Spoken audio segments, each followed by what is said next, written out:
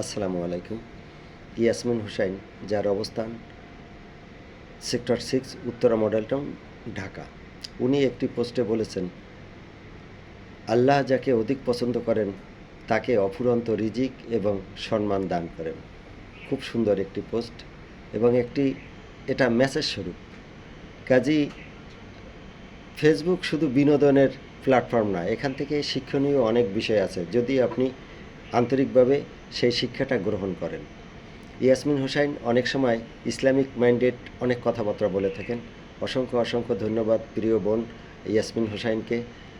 কাজী আমাদের সর্বক্ষেত্রে সর্ব বিষয়ে সচেতন থাকতে হবে।